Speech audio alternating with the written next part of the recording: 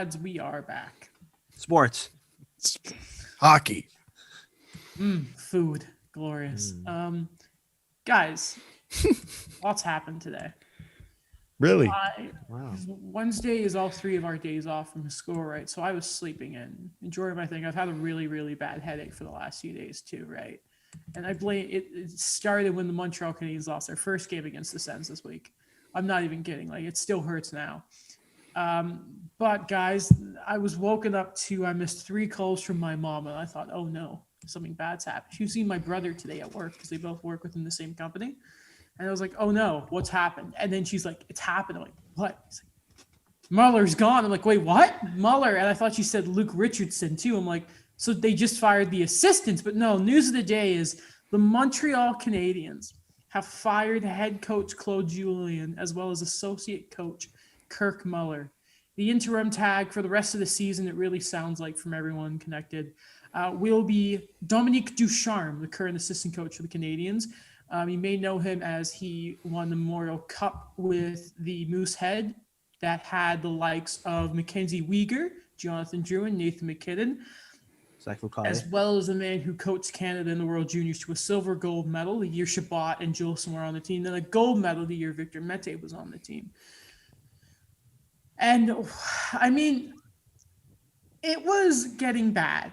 The Canadiens are on a very rough stretch right now, despite, I believe they're 5-5 in their last 10 games. So before we go any deeper, your guys' first impressions, because I looked at the group chat and I saw Mike and Alex go, oh my God, Adam. And then that's how I woke up this morning, guys. So I want to get your guys' first reaction to the news. Claude is gone. In comes Dominique Ducharme, Alex. Well, first off, the fact that Dominique Ducharme has World Junior experience right there, I think that sets the bar quite high for Daniel. So you approve of him, I assume? Yeah, I mean, he's a good guy. Okay, he knows how to coach. We'll see how it goes. But I guess my first reaction, this was my first reaction, and I've been a little cynical the last week. I don't know why. Probably lockdown, but I feel like there's something missing here that, or maybe something I'm missing here, because I look at how general managers have handled coaches in the past, not just Marc Bergevin. I think when they go through slumps, I mean, Montreal last year was the perfect example. Like, they went through 2 8-game losing streaks and they didn't fire Claude Julien. And yes, different situation there. But the fact, like, they're still in a playoff position. Yes, they're losing their games in hand, and we know how important each game is. And maybe that's what it is. The fact that this is an extremely important year for Montreal, considering it's Toronto, Montreal, Edmonton, and then everyone else, and then Ottawa. Mm-hmm. So I think for them to make the playoffs and even go on a deep run is extremely important. So that could be it. But it something seems off to me that it's just this slump that got Julien fired. Daniel. Yeah, I kind of agree with that the amount of streaks that they went on last year, I thought that Claude Julien was going to be gone by then. But the fact that they kind of gave him this chance, the way everything kind of began with the Canadiens, that hot streak they had, everyone was, rolling. Those lines looked amazing. The offseason, we called them the champions of the offseason. And the way things have been kind of recently, I think that's when you knew that it was either they were going to keep going with how they were going to go, but if anything was going to have any sign of slowing down, then you knew that Claude Julien was gone. And there's one thing that really kind of pointed out to me, because I actually want to know your thoughts too, guys, where Ray Ferraro tweeted right when it happened, when he said, and this is his tweet: "Coach change in Montreal felt inevitable. Fast start that dove into alarming past patterns. Awful special teams and Price's poor overall play didn't help. Message energy had to change, evident from Julien's and Weber's comments after Sunday loss. And by the way, goals should have counted last night." Oh, man, it should have, but okay. But at the same time, listen, the score sheet will always say that the Sens won that game. Montreal won it, let's be honest, but at the same time, they shouldn't have been in that position to begin with. It was really good to see Weber leading the charge last night. Had 2 goals. Those clap-ons never get old.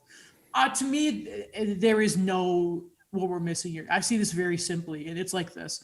And I made a video about this, so everyone should go check that out after I'm on the podcast. Claude Julien has been a member of this organization since I believe it was 2017.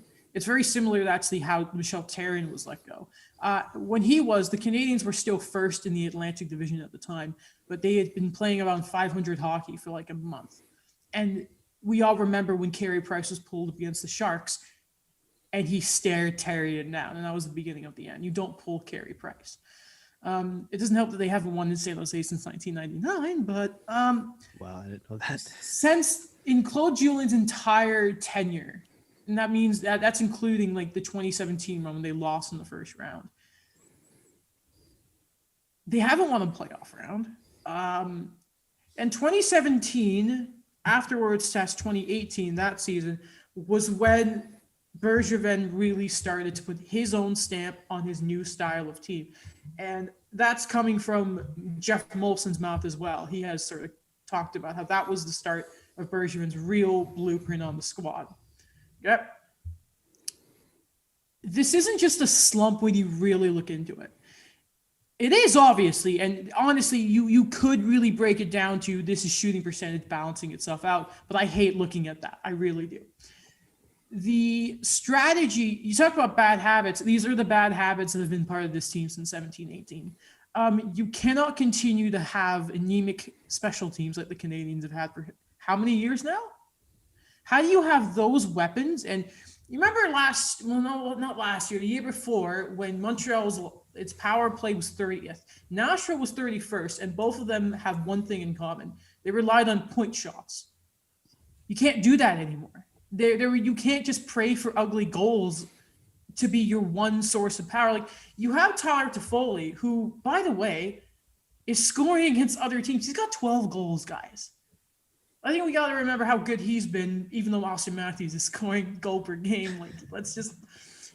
There is so much more talent there, but there seems to be no sort of actual adjustment. And again, the reason you can really attribute Montreal's hot start, also, the play of Toffoli and Anderson, is you don't really expect what this new look Habs team looked like. And then teams adapted, and the Canadiens did not. And that's on Claude Julien and Clark Muller, who has been the man on the power play for how long? Now, Dominic Ducharme apparently works on it as well, but he's not in charge of it. And you can tell that because nothing has changed on it. In fact, Weber has been getting the shot on the second power play instead of loaning it with the first, and Romanov got kicked out of it. When at the start of the year, he looked good with Kotkaniemi on it. And then you look at other decisions, right? Sherrod and Deneau had double shifts in overtime last night. Jesperi Kotkaniemi didn't touch the ice. Corey Perry's been getting slots above Artturi Lehkonen. I don't care if Artturi Lehkonen doesn't get a lot of goals. He's got more than Deneau. I'm not saying scratch Deneau, by the way, but he's getting still top 6 minutes. And you're taking out Lehkonen for Perry at this point? No offense, but... And then you go into the shootout, which is a crapshoot. We all know that. But you have Suzuki and Kotkaniemi. I think we've all seen what those guys can do one-on-one. Thomas Tatar as well, despite his bad year. If you watch a lot of his highlights, the guy can do it well against the goalie one-on-one. And you threw out Corey Perry to start? And I mean, if you go back to the Sunday game versus the Sens 2 in overtime, they got completely humiliated. They didn't get a shot. And I mean, the defensive shot, breakdowns. I mean, honestly, the amount of on-man rushes on Carey Price. I know he's not been great, but he's the reason they got a point last night. It's just Julien, the time is gone. And Weber's comments, he said there was negative energy in the room. When was the last time Shea Weber actually opened his mouth and said something that isn't a hockey cliche? That means something to him. This team legit, everything was going wrong. Julien, this is the worst thing you can say about a coach. Claude Julien lost the room. That's what happened. It's as simple as that. But why? Sorry, go. No, keep going. This was the year, and it was made very clear at the start of the season that Montreal had to be competitive. And then you have the little bad stretch, right? Then you have your bye week. All this time off and this compressed schedule, and they had 3 very intense practices that were meant to iron out all the kinks and the like everything going wrong, the bad habits in the game. Well, guess what? You came back there and you haven't won a game, and you lost to the Sens. And I go on about like playing at the level of the team, like the Sens can just elevate their game for some reason versus Montreal and Toronto. But at this point, you cannot be giving points up against them. So then my question is why now? Because I think everything you just said, I think from episode 1 of this podcast, we've had multiple conversations about, right? Like this is what you just stated isn't really anything new. If you go back to listen to how many episodes we've had this discussion. So then the question is, why now? Why not before? You think it's because he lost the room? Like now he's officially lost the room. Is that what it is? Because now you have a Montreal Canadiens team that has all. First of all, the Canadiens are not this bad. I refuse to believe that. And a lot of people who I respect think the same thing. At this point, what's different from this and last year, the year before when they missed out with a point, the 24th place team, the difference is now Bergevin brought the guys in. He brought in Anderson and Toffoli. He gave Julien all the tools he needed.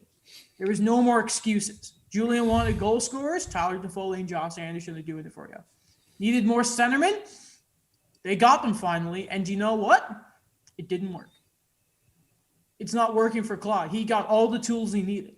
Yeah. So I have a question, and I know this is a bit off topic. Well, it looks at the bigger picture here, but what about Marc Bergevin now with Claude Julien gone? Like, what does his hot seat look like? I was going to ask the same thing. How many coaches has Mark had, I wonder?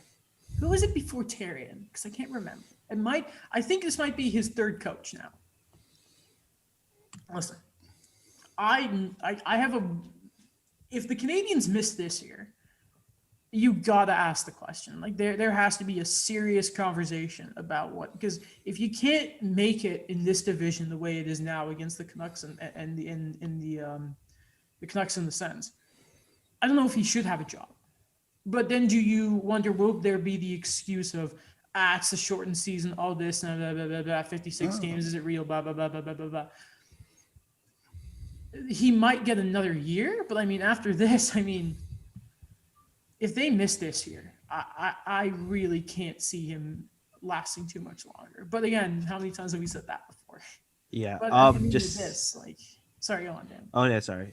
Just to confirm, the coach before Michel Therrien was in the 2011-2012 season, and it was Randy Cunnyworth. And I just remember because he could not speak French, and that was the biggest thing in the media. I thought you were going to say Randy Carlisle for a second. I'm like, I don't ever remember this. And I'm pretty sure when you get to, so it would have been that summer's when Bergevin took over, I think. So it's his 3rd coach now. And sorry, go. No, I was going to say most GMs get like what, 2 coaches, maybe around there. Yeah. Unless you're like a hardcore, unless you're like David Poyle.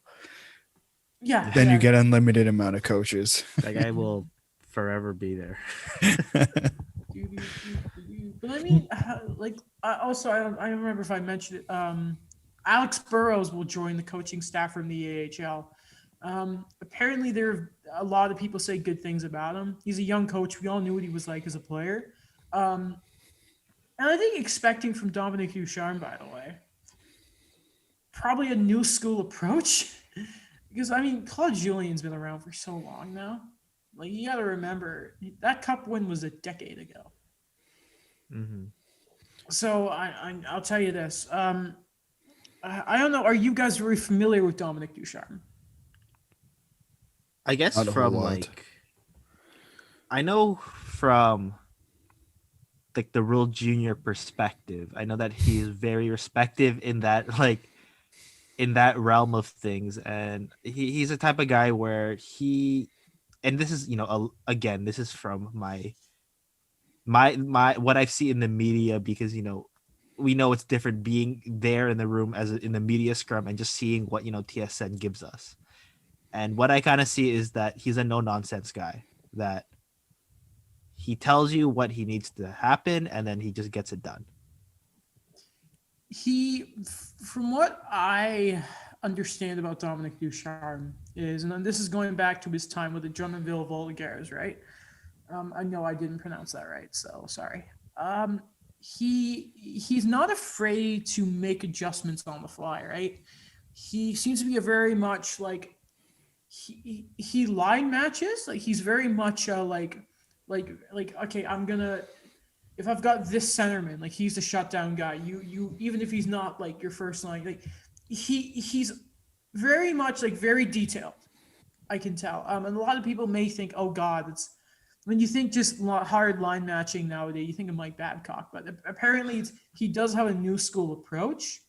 And I don't think this team need any more old school point shot crap, to be honest with you.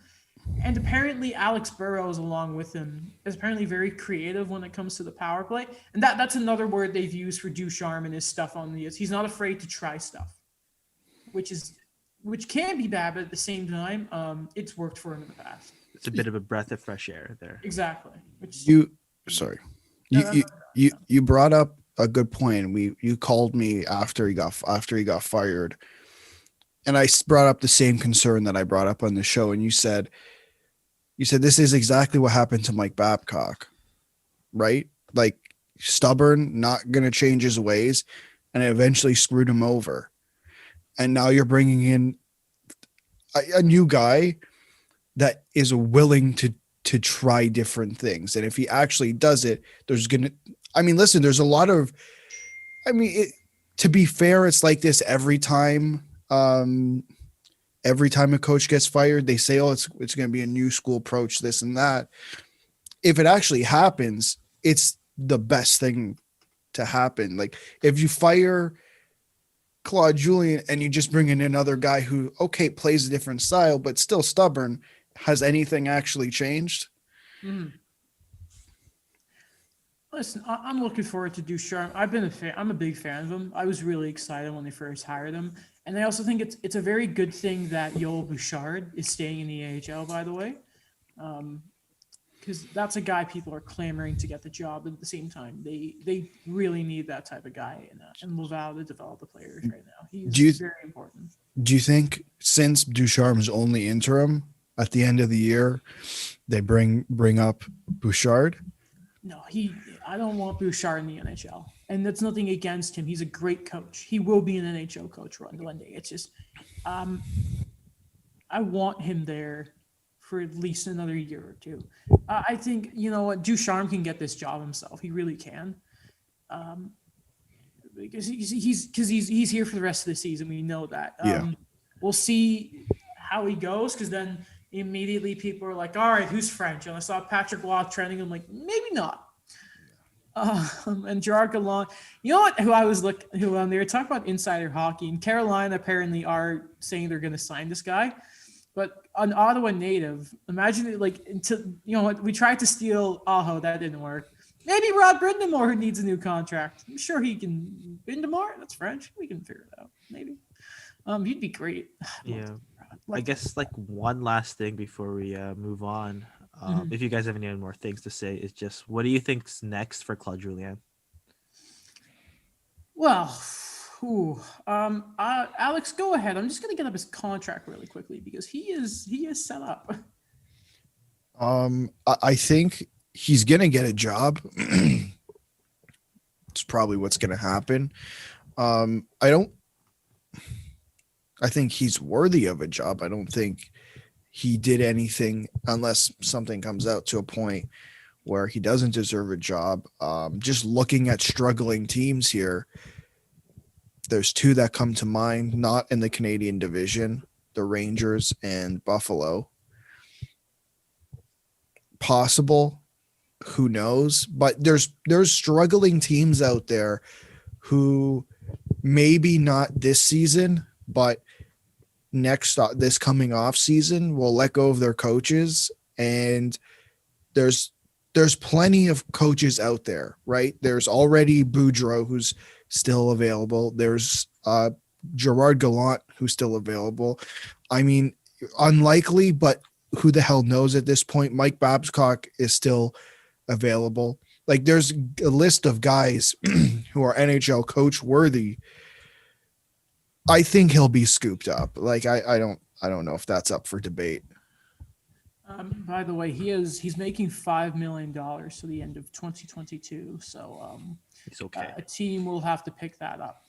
At the same time, For a year? Yeah, $5 million per year.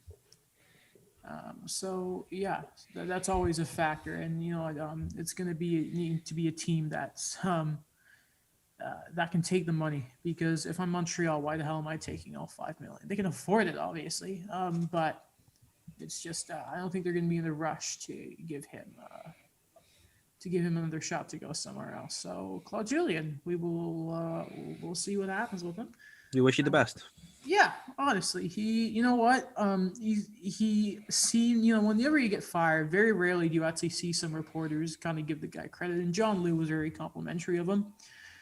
From all you hear from fans, he is a nice guy. It's just his coaching side just didn't work out. And that's the important thing. Same with Kirk Muller. You got to have respect for the guy who won a cup with your team. And at the same time, did a really good job and stepped into a really bad situation in the bubble. And then Claude Julien, who came back after his heart issues, nothing but respect for the guys. And, I remember Muller, I don't believe people were interested in hiring him. So he will get a job soon as well, without a question. Well, guys, some good news. We need some right now. Henrik Lundqvist is apparently skating and taking shots, which is just fantastic news. I think a lot of us sort of thought maybe it was over for him, but it looks like the King doesn't want his career to end like that. Yeah, I mean, it's good to see after. Sorry, especially when it comes to do with something as important as the heart. I'm no science expert. I hear this heart is kind of important, but for him to come back and even just skate, whether he actually plays this season or not, I don't think that's happening, but it's good to see him back on the ice. Mm-hmm. Daniel. Yeah, I kind of feel the same way, that it's all up in the air what's going to happen with Lundqvist, about what he wants to do now. He's going to be 40 soon, and I'm just I think just taking the positive what we see today, what we saw yesterday, is just that he's back on the ice, that he's healthy, that he's able to be mobile still, that everything's okay, that's really the most important thing right now. So whatever he decides, we wish him the best as well. Open heart surgery a few months ago, and he's already on the ice. That's incredible. That's a great story. Thinking of great stories, we just had the anniversary of the David Ayres story, right? It's come out, apparently a Disney film based on his story. It's in production.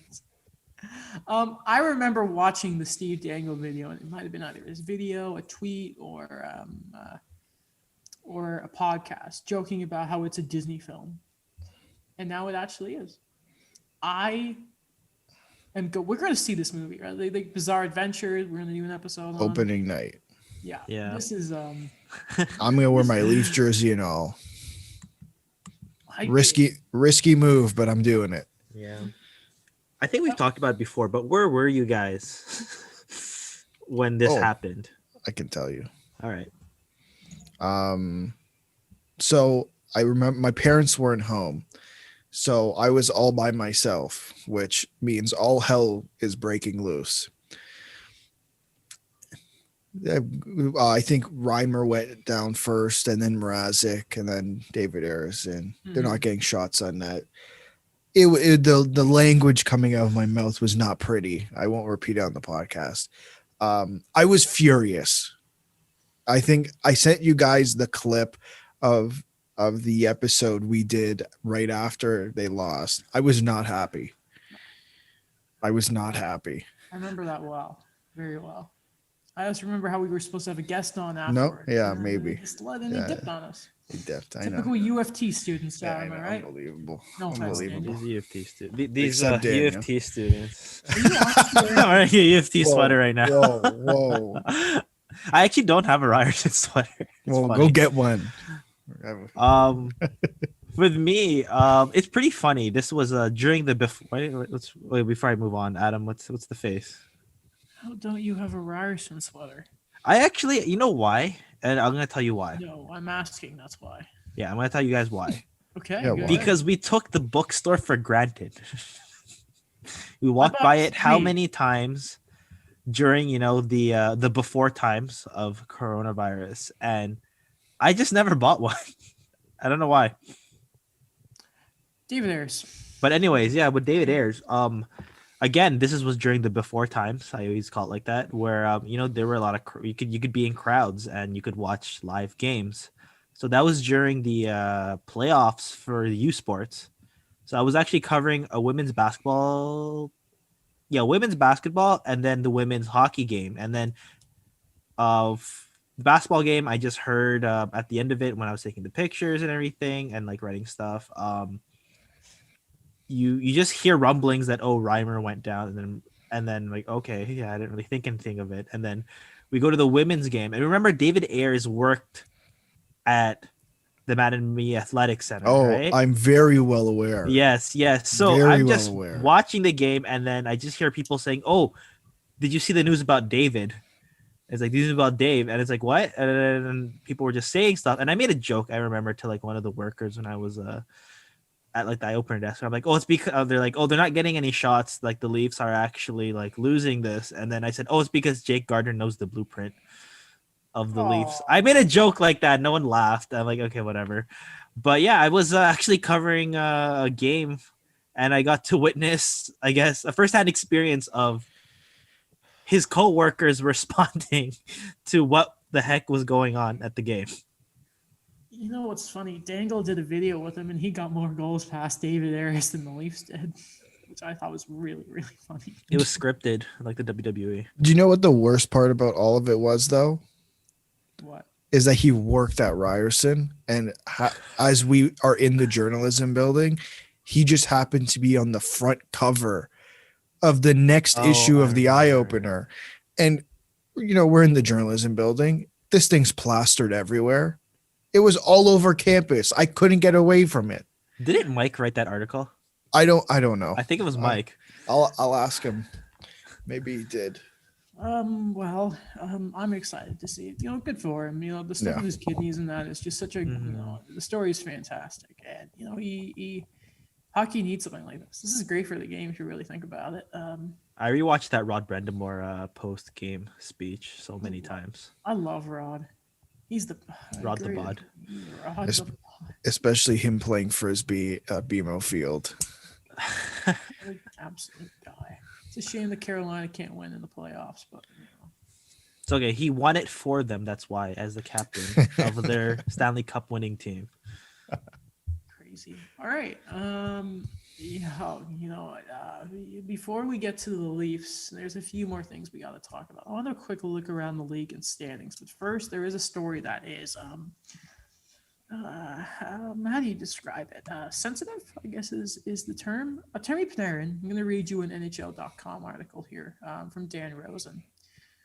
Terry Panarin is taking a leave of absence from the New York Rangers in response to a story being reported in Russia alleging he had a physical altercation, with an 18-year-old woman in Riga, Latvia in 2011. Quote, Artemi vehemently and unequivocally denies any and all allegations in this fabricated story. The Rangers said in a statement Monday, this is clearly an intimidation tactic being used against him for being outspoken on recent political events. Artemi is obviously shaken and concerned and will take some time away from the team. The Rangers fully support Artemi and will work with him to identify the source of these unfounded allegations. Now, this is apparently from a guy named Andrei Nazarov, who coached Terry Panarin when he was in the KHL playing for, and I'm not going to say this right, Vitsyev Podolsk. Indeed. Sounds close enough. Yeah, which is apparently when he claims the incident occurred. Now, talk about how like political hit pieces. Panarin is obviously a supporter of Alexei Navalny, sorry, who is of course Vladimir Putin's opposition Opposition. leader. Opposition. So we've not heard from the victim. Now, in a scenario like this, there's always you want to believe people who claim that they've been, but the problem here is there's no victim who's actually claiming anything. There is apparently a lot of this, timelines don't add up and that, and I'm being very careful here because I'm scared of Russia. Yeah, I don't really want to comment. I just hope. I don't know how to even things go well. Yeah, you hope that the situation is resolved and that. Yeah, you know what I mean? I don't know. I don't know what to say. Okay, do you want me to go? Yeah. Yeah. I mean, this is There's typical. a window right there, Alex. Be careful. I mean, this is sorry. It's very typical. Like this whatever's happening. This is not a surprise. It's just the past. It's just if you just look at what they've done in the past, this is just typical. But I'm concerned. I'm extremely concerned for his family, who's in Russia. yeah. You know what they've done in the past, not the family, the government has done in the past. I'd be very concerned, and it makes a lot of sense that Panarin's taking a leave of absence, whatever that means. I doubt he's going back to Russia. I mean, he could. I wouldn't advise to go to Russia at the moment, but I hope his family's safe, and I hope he's safe. Obviously, I think that's the most important thing here. Mm-hmm. All right, and we'll leave it there. There's much to come. So before we finish off with the Leafs today, I wanted to take a quick look around the league because we're at a weird sort of we're between a quarter of the way and halfway between the season. Of course, a lot of the Stars have played 13 games, and we'll start with the Central Division. And there are a lot of stories there, including the fact that the Stars are the second worst team. Yes, they have 5 games in hand over the Preds, but they've lost 6 straight. Of course, the likes of Sagan are injured. By the way, shout out to him for apparently using his house as a shelter or something, which is awesome. Yeah. But the Stars, man, the Stars are not doing very well at all. The Stars are not shining. Yeah. That's great pun. Mm-hmm. Yeah, that's unfortunate that they're doing that. And I do think that has something to do with maybe, missing important pieces. Mm-hmm. Obviously they're missing Bishop, which yes, his injuries, but Hudobin probably played more games in that playoff run 100%. than ever consecutively, right? So that takes a lot. That especially he's not young, right? He's around 33, 34. Yeah, 34, yeah, around there. So he's not a young guy, and for it to just ramp up like that, it is a lot. And to missing Tyler Seguin, yes, he was extremely unlucky in the playoffs, and it probably had a lot to do with he was injured, but he's still an extremely important piece to this team. And I mean, yeah, they have so many games in hand, it's ridiculous. Mm-hmm. And obviously the reasons behind that are obvious, but I really think we'll see. Hopefully this team will bounce back because I think they have the talent to do it, even without Sagan and Bishop. You talk about the reason that, COVID's kind of stricken them, and you can maybe imagine that some of the players are affected by that. Khudobin's not made 50 saves the other day. We're going to go quick here. So, Alex, you got the word there on the Stars. So, Daniel, I'm going to ask you to give me a thought on your team, the Chicago Blackhawks, who are currently 3rd in the Central Division, like we all thought. Just kidding. Yeah, I don't know what is going on with Chicago, but I think that it's pretty funny. Of all the times we talk about this team has a future, but like the guys that are stepping up have been the guys that we never even mentioned in terms of a prospect pool. So like Pius Sutter or Yuri Khrushchev, like these two guys that they both came out of the Swiss league. They're both a bit older, but they've been guys that helped carry these things. As we would always make the joke that Patrick Kane's gonna play all four lines, or Alex DeBrincat's gonna play like 35 minutes a game. But Mhm. they've managed to find balance, and I'm gonna get it. I am so sorry, I forgot his name, but the goalie right now Oh, that Lankinen. Lankinen, yes, thank you. That's the guy that was a bit of a dark horse to us as well that we never even mentioned in the preview as well, because we kept thinking Colin Delia, Malcolm Subban, and then suddenly like he's one of those young guys too that's just kind of stepping up and giving Chicago a chance, which is I thought they were gonna battle for and this is still early, but I thought they were gonna be with the Red Wings going for the first overall pick. What's interesting as well is like they are there, but we should also keep in mind that Tampa Bay have 4 games in hand and are 1 point back. Yeah. Without Kucherov, it's so good. And then I will ask for both your thoughts, and I'll start with you here, Alex. The Florida Panthers are 12-3-2. They're 7-3-0 in their last 10 games. And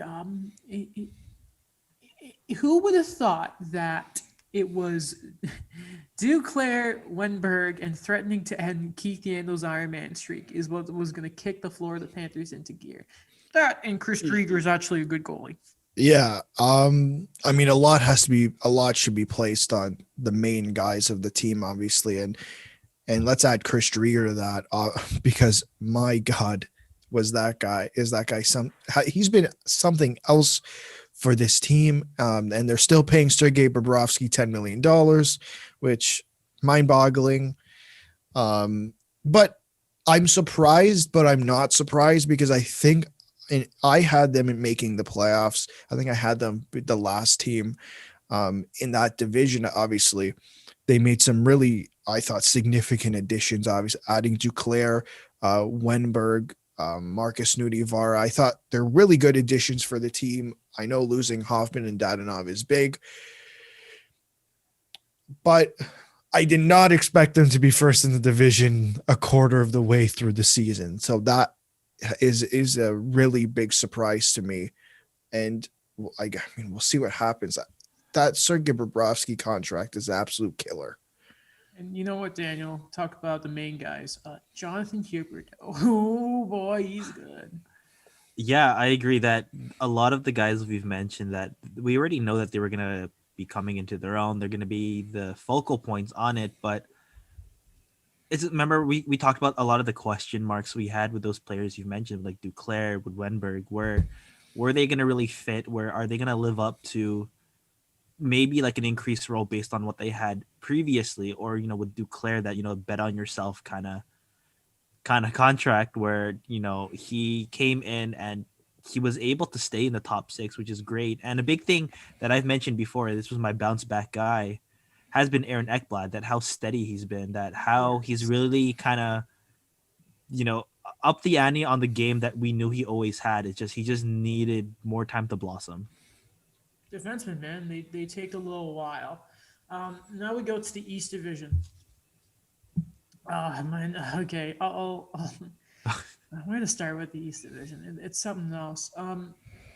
Alex, it's only a matter of time till Jack Eichel requests a trade from the Buffalo Sabres, because they are again 6-8-2. Don't ask me how many goals they've allowed, because it's a lot, and they're not good. I know they go on about the amount of posts they've hit, but I mean, Eichel hasn't been good. Well, he's been good, but he hasn't been Jack Eichel. And Rasmus Ristolainen apparently has been hit. Like this team was hit very hard when it came to symptoms in COVID. After them in New Jersey just sort of went off the side of a cliff. Yeah, it's tough. I mean, Jeff Skinner's getting scratched too. I think last night was his second game in a row. Taylor Hall has like a goal. It's bad. Like I don't know if who to blame. Like it's everybody. I don't know anymore. Like, is it Kevin Adams? Is it Ralph Kruger? Like I don't know I don't know what even to say about this team other than it is bad. Mm-hmm. Daniel, the Pittsburgh Penguins did not have a great start to the season. They're all of a sudden 2-4 in their last few games. They've won 3 straight. They're third in the division right now. Only 2 points back of the Caps with a game in hand. Oh, Sidney Crosby and Brian Burke, most importantly, are starting to turn that team around. Yeah, I'm kind of excited about that. I've always kind of had a soft spot for the Penguins, and I knew they were gonna bounce back with the talent they have. I know that we kind of talk about, guys are getting older. The depth is not. We're not really sure where that's kind of going, but they figured it out. And I think in terms of the goaltending, I really thought that they were gonna ride Tristan Jarry like crazy, but Casey DeSmith's been a surprising factor in there too, where it's been pretty steady with the Penguins. And in terms of like a weakness kind of thing, I think they've kind of solved that. They are not playing the top 2 lines as heavy as they used to, and they're kind of trusting the guys in the bottom 6 again. Like I think Jared McCann has been someone that's been, a subtle bounce back to it, that he's been able to be consistent, and we kind of have an idea now of like what he really is, and that's like that talented like third line center. By the way, something I forgot to mention with the Panthers, because you remind me with the Penguins. Patrick Hornquist has been really, really good for the Panthers. I mean, you talk about just go to the net, good things happen. That's Patrick Hornquist in a nutshell. And we'll look at the top of the division, and it's the Boston Bruins. It's Boston. We were all wrong. They're really well good. for now. Man, Craig Smith. Well, what can I tell you? He has an effect on this play. He does, man. Hey, who needs Daniel Char when you got Craig Smith at the front? I'm telling you, man, he's good. I'm gonna look up his numbers. Craig. I'll never understand Boston. Craig Smith has 7 points in 15 games. There you go. Basically, 0.5 points per game. He's doing well. David Pasternak, 9 goals in 9 games. God, he's stupid good. He's been on an incredible scoring pace. David Pasternak. He's been really good. Yeah. Who? I'm sad he's not on Anaheim anymore. Nick Ritchie. Has he? Has he been? Yes. Oh, that's good. 13 points in 16 games. Really? Yes. I mean, like, in his defensive zone, he's still kind of, you kind of have to back check a bit faster, Nick, out there. But, he's that big body guy where, he finds that balance of the typical Boston guy. Like, it's what they hoped for in David Backes and what's his name again? Leafs great Jimmy Hayes. That they had those 2 guys, and they were the big body guys that could hit, but they were a bit slower. But the scoring kind of evaporated there. So Boston finally hit on that one. I mean, they also have Charlie Coyle, but he's been a bit more dynamic than Nick Ritchie. Yeah. The North Division, we're going to focus on one team and one team only here because we've talked to death about them all year. Everyone has. It's not the Canucks. It's not the Sens. It's not the Leafs. Not the Habs. Not the Oilers. Not even the Jets. Not the Nordiques. Who? God damn it, Daniel. You got him. You got him. What are the Calgary Flames? A mess. It sounds funny when you're like, what are we? Is that a good way to describe them? I don't know. Because, like, the goaltending, it's 909 for both Rittich and Markstrom, which isn't terrible. For the North Division, that's sensational. Yeah. But it's just like, what do you do? Because you can't burn it down anymore. Because you have to deal with Markstrom and Tanev's deals. Like, you can't. I mean, what are they going to? Are the Hannafin trade rumors going to start again? Like, what do you? Probably. What are you going to do here? I feel bad for Noah. Well, same. He's so good. Like, he's just a solid top 4D. So solid.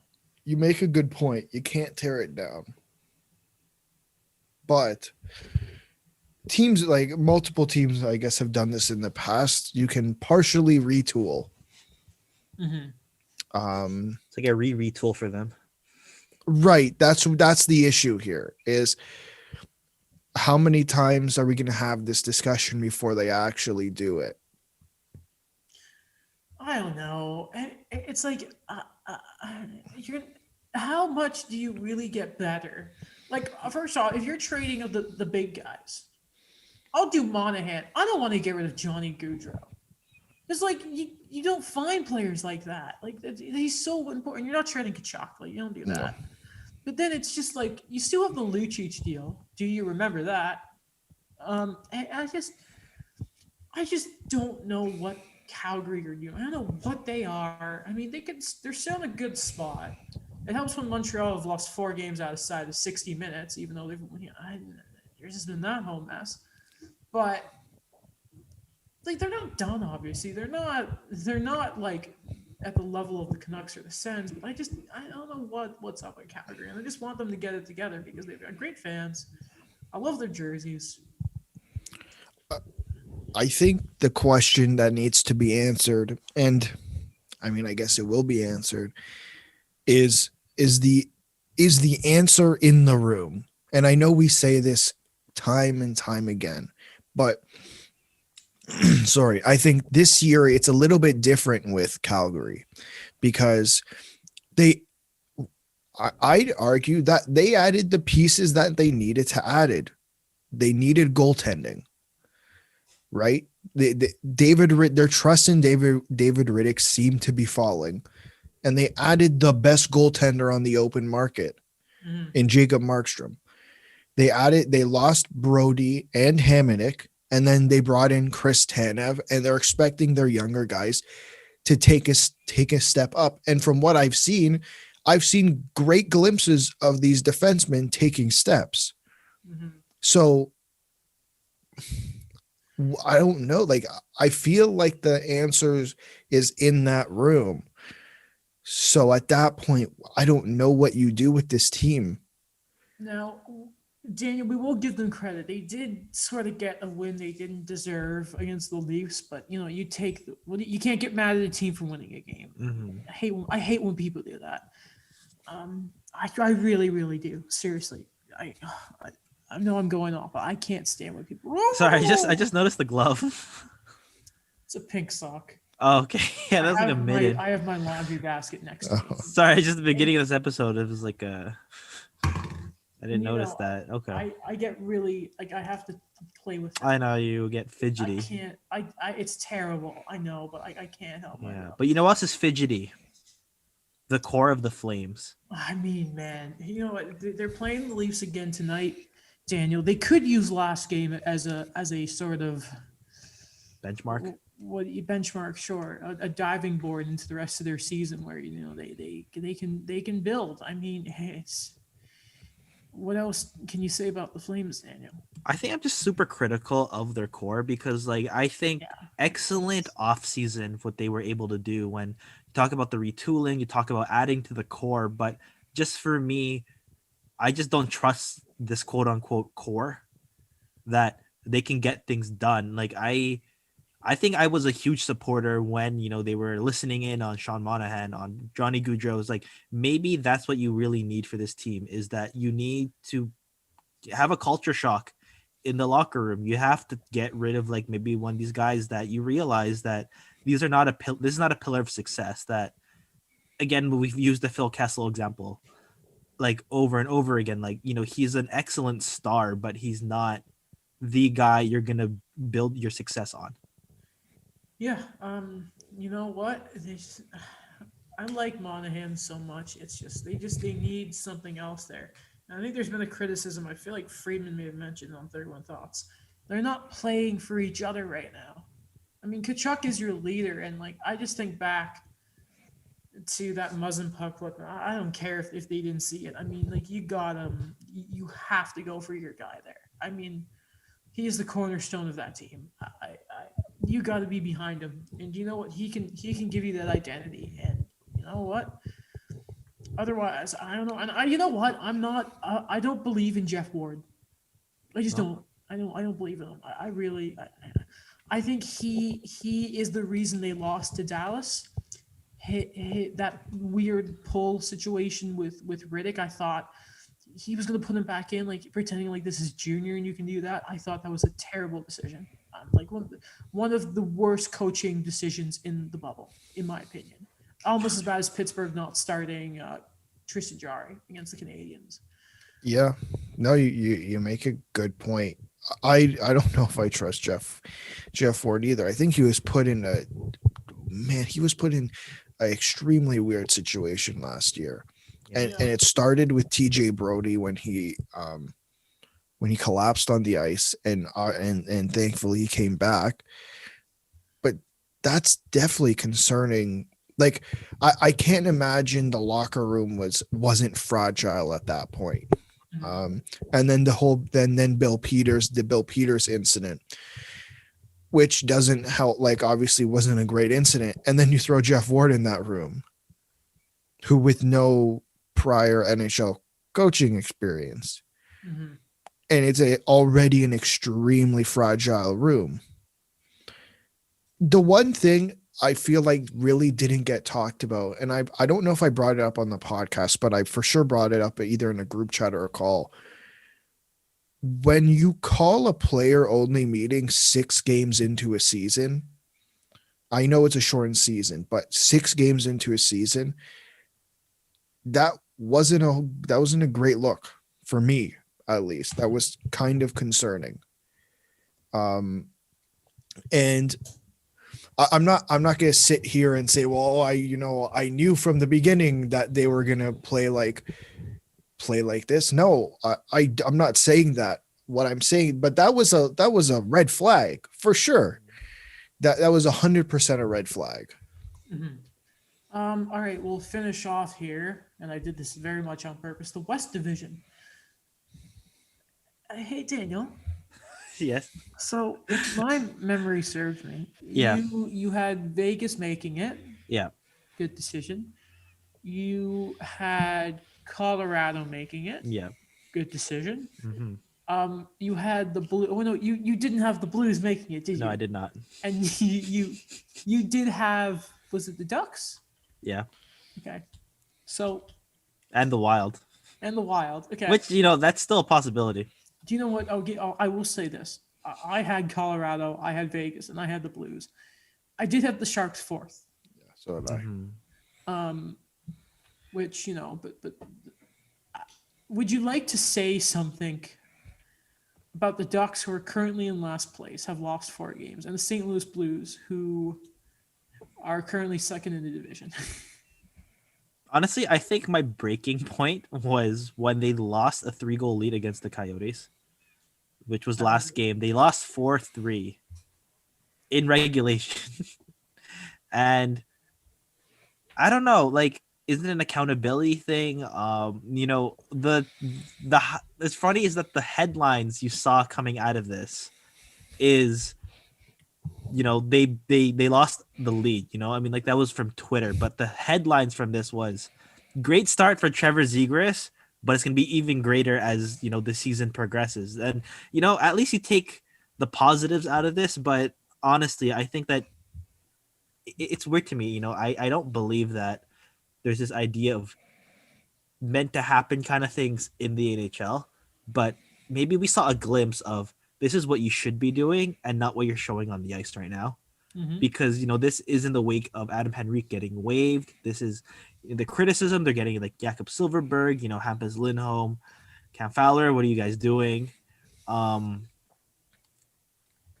don't know. It's when we talk about Claude Julien, we talk about Marc Bergevin, like I have to think about Bob Murray, where he's been there for so long and he has been able to produce, great teams, but at the same time, like, when is it at the point where it's like you need a new start? Because like Bob has been really adamant of like having that veteran prospect balance there, but it doesn't work if, your older guys are no longer like, great mentors, but they're not the star guys you had before. And I just don't know where things are going to go, because I'm really scared John Gibson's going to get traded or something when like the full rebuild happens. And I know that, that might be an inevitable thing, because, he's getting a pretty good contract. You know what doesn't help when you're trying to do a mix of vets and prospects? Maybe when you don't play your best prospect, who is clearly NHL ready. Yeah.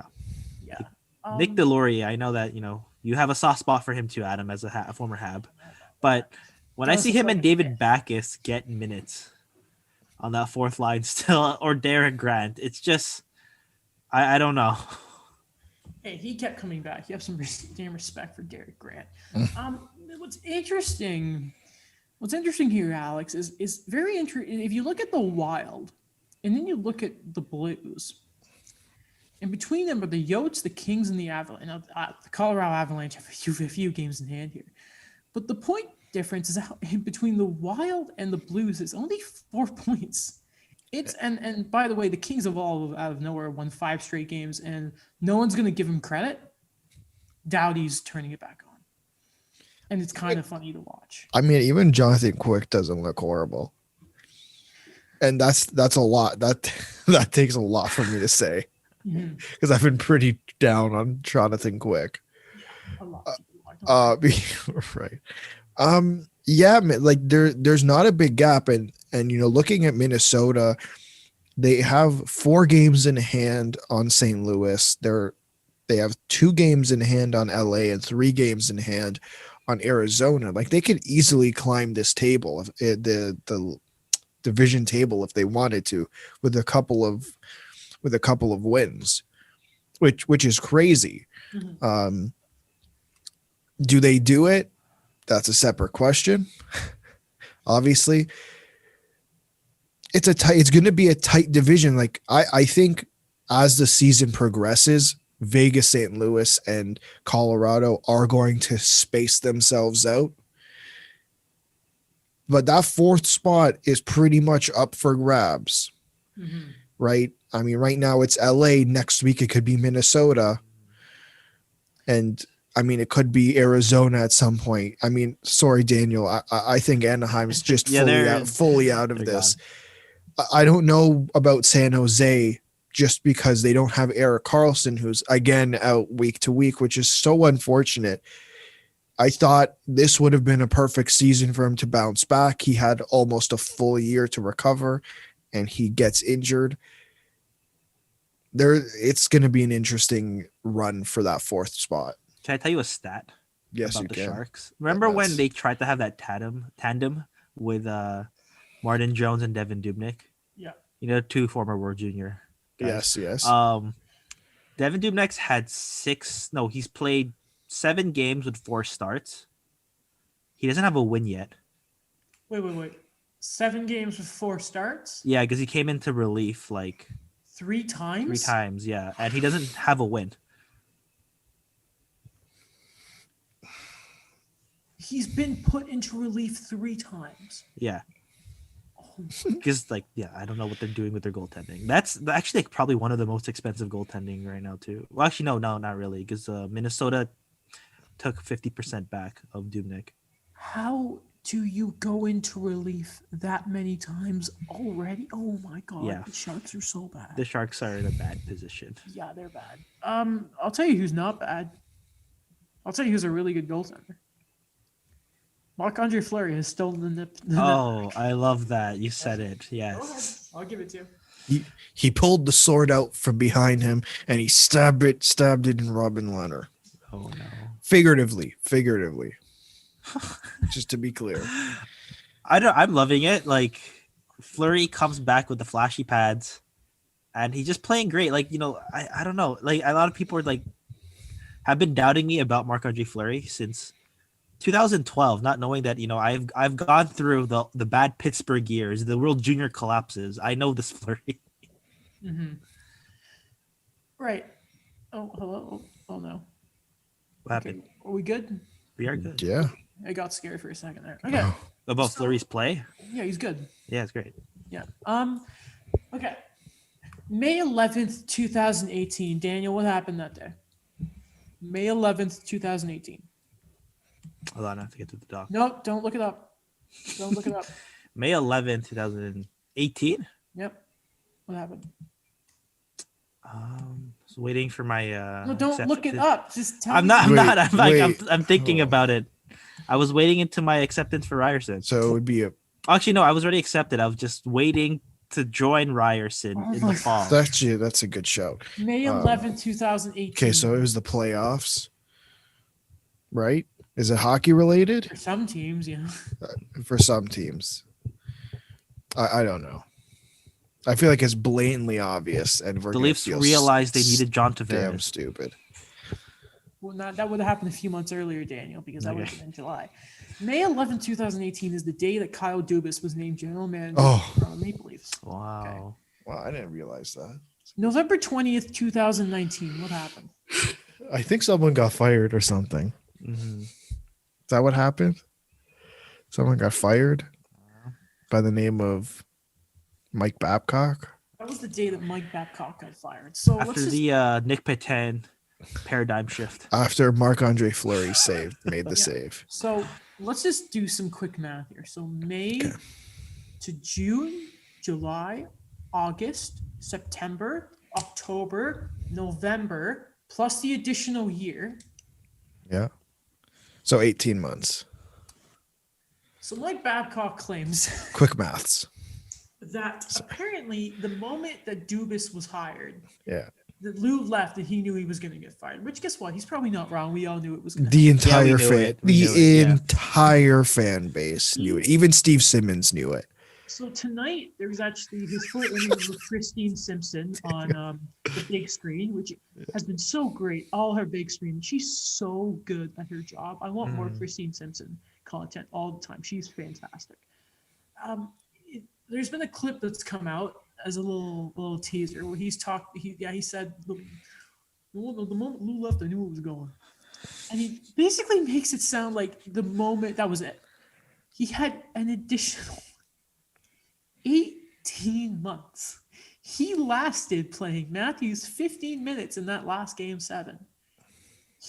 Which by the way does not look great on Kyle. Like he should have been fired then. He was given that much runway. We haven't mentioned this because why would we? He's going back to coach the University of Saskatchewan. where I think he coached back in the day, and he'll be helping them look. Isn't he for- from Saskatchewan? Probably whatever. And apparently he'll be the coach this year, and he'll help them look for a replacement. This is all part of the Babcock media tour to come back. And we'll talk about the full interview again on Sunday. But I just he's such a piece of fish. He's just a piece of fish. What? It's Again, just, he's becoming very slimy. he's just he's like a fish that they've brought out, like they haven't taken the gills off of it, but like it's like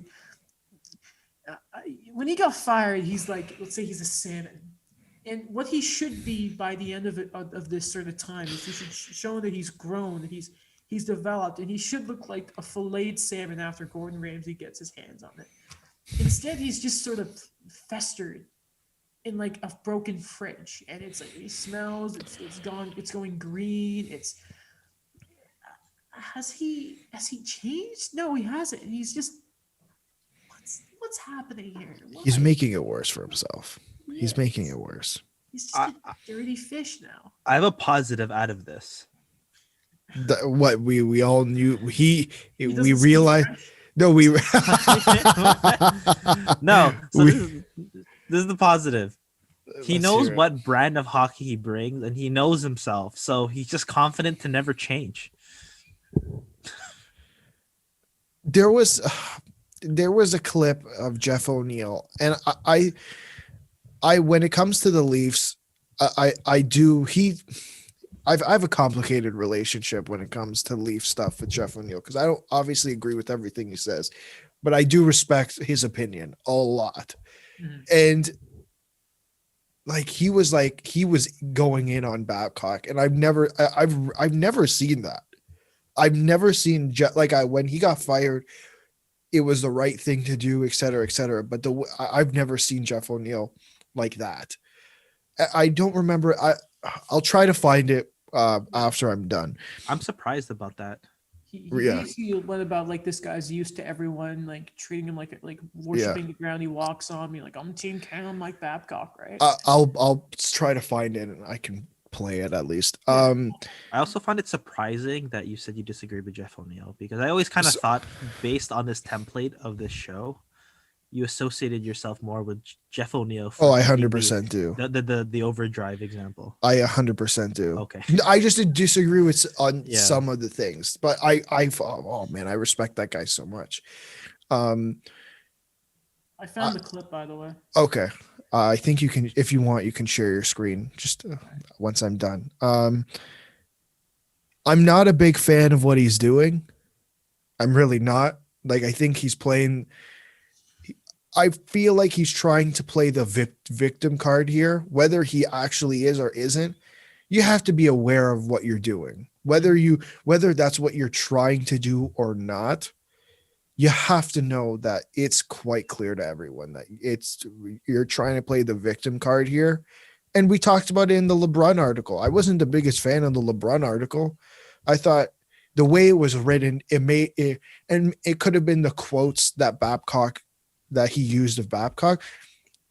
I'm sorry, but he sounded like he was making himself out to be the victim of this situation, where, yes, I think there were a lot of Leaf fans and hockey fans who absolutely dumped on him. And I think, did some people go too far? Probably, but that's the case with every single situation. Mm-hmm. But So- the important, Sorry. the important thing is you have to learn what you did wrong. Like, I feel like he hasn't figured out that. I think he needs to figure out that you can't be that stubborn. And we talked about it in Montreal with Dominic Ducharme. He's willing to change. We talk about it with Sheldon Keefe. He's willing to change his lines. He's willing to change how they play a little bit. The concept is the same, but the idea can change. Mm-hmm. And the way he treats his players should be different. Sorry, I'm done. Okay. Well, no, you're completely right. So this is Jeff O'Neill in overdrive yesterday with his great Hartford Whalers stuff. Kaliakova was on there as well.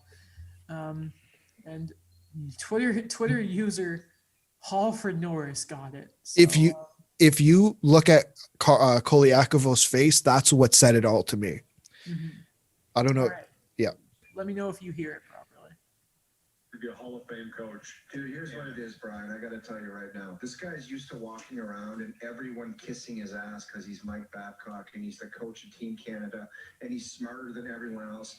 What's going on now is he's having a difficult time with people not seeing his greatness, as people calling him out for being a jerk and a bad coach and a bad guy. And he can't deal with people not kissing his ass and the respect he used to get. And the way he treated everyone prior is just not happening anymore because no one's going to let it. And he's having a tough time dealing with that. Yep. That's where it's at right now. What was key there is you talked with Kaliakova. He called him a bully. Yeah. There's a certain way people talk when they're on TV or radio, right? And it's almost kind of like I don't want to call it a shield, but it's like a thing of armor, right? And for a second there, that was Jeff O'Neill himself. That wasn't O-Dog, as we'd say. That was Jeff O'Neill, like at his core, is how I took that too. Like Babcock, probably shouldn't coach in this league. His time's done. But we'll stick on the Leafs. Sorry, anything else? You're still sharing your screen. Oh, well. I stopped it. I stopped it. It's all good. I stopped it. Yeah, no, I'm not a big fan of him doing the media escapade or whatever it's called. The media tour. Sure. Especially the way it's being done. I think if you go on and say, this is how I've changed, I think there's been articles written in past instances about guys who have had issues and have come back and realized they've changed and then gone on media tours and talked about how they've changed. But I feel like we're at this point with Mike Babcock where I'm willing to let him change. It's not that, let me be clear, because we've had discussions in the past. I'm willing, if he's willing to change and accept what he did wrong, come on back, man. Like, clearly he's a respected coach, but he's not doing that. It's just media for fun. Mm-hmm. likes the sound of his own voice, to be honest. By the way, sir, I'm gonna screen share one more time because there's something I got on Twitter when I was fixing everything, and I just saw this. Okay. For those of you who don't quite know, so, Sportsnet with a picture of Elliot Friedman in a Pittsburgh Penguins uniform because Mark Friedman was claimed by the Penguins, and Brian Burke has quote tweeted this picture and said, "We made sure Mark wasn't even remotely related to Friedman before submitting the claim." Oh, that's too good. You love to see. I liked Jeff Merrick was like, well, it was fun doing the podcast with you, just Elliot. Yeah. Oh god, his Twitter DMs must be great right now. All right, we'll finish off the Leafs. You know, they're probably looking to get that win back that they lost and rightfully deserved against the Flames. Listen, Morgan Riley, you know me. I don't hate analytics. I don't want to be that guy. But I look at them when they're important. And, you know, I know the type of defenseman Morgan Riley is. And there's a reason that he starts 66% of his shifts. His starts are all in the offensive zone. There's a reason for that, Alex. And we know what Morgan Riley is. Yeah, I mean, the thing with Morgan Riley is, you're right. We all knew what he is. He's more offense than he is defense. And that's why you need a partner who is defensively responsible. Hence why Cody Ceci was an absolute disaster. Why Tyson Barrie, in the wrong situation, was a mess. And that's why Ron Hainsey worked out really well. And why it looks like at times TJ Brody works well. But with Morgan Riley recently, I don't know what's up. But he has not looked good. Like, even in his own zone, I expect him to be not the greatest. But it's been less than usual, and I'm not a big fan of it. But I hate going on Twitter and reading all these smart people who pretend like oh, you know, I knew from the beginning. Yeah, I knew from the beginning too. But don't sit here and pretend like you said he was the next Jake Gardner. No, he's not. I'm sorry. No. Like, maybe it's mind-boggling to me. We're sitting here pretending like he's been, I don't know, like he's been god-awful from the beginning, where he hasn't been god-awful. He's been okay defensively, but I'm tired of hearing the people who think they're Mr. Know-It-All who sits there and says, yeah, you know, I've been saying they should have traded Morgan Riley from the beginning. Really? Let me scroll through your Twitter. I guarantee you that's not the case. You know, what's funny here is I don't listen to the staffing graph. I didn't even know that Ian had left, and it's like Mike Stevens now. What? I didn't know that either. Yeah, I know, right? And all of a sudden I saw, well, anyway, and apparently I saw Rachel Dory go, like, apparently he was trying to trade Riley. I'm like, you know, there's a point in the game now, Daniel, that, you know, you don't need to be amazing at defense to play in this league if you have TJ Brody. I mean, there is a reason that Morgan Riley is such a coveted asset, and why, or player. I hate using the word asset for players. I'm very sorry about that. Like, shut up, people. Like, he's on a fantastic, you know, for Toronto who love to complain about the deals of the big guys, right? I don't know why at the same time no one gives any more credit to Riley about how nice that contract is. And he is well above the value of that deal as well. Yeah, like, I think that he still plays an excellent game. You know, it's not like when you go out there and you see him that, you know, it's just like 4 forwards. That he knows how to play the two-way game. We know that he's not like, you know, the traditional defensive guy. But again, what you said with the modern NHL, that's where the way the things are going. But Riley's still a responsible guy. You know, he's gonna have the, you know, he's gonna like any player, is gonna be the ups and downs of thing. And again, what you said with that contract, like, I think one thing is the cap hit that he agreed on when he signed it, and second, he signed, you know, a fairly long-term deal when, you know, the Leafs were not in the best shape. Mm-hmm. That he's seen it all, and he's been one of their most steady guys. So I understand the hate with things. I think putting things in the context, like, yeah, we love Jake Gardner when he was here. But again, like, not the same comparables. No. Sorry, can I go? Yeah. This recently, I'm not a big fan of Morgan Riley's him reading the play at the right time.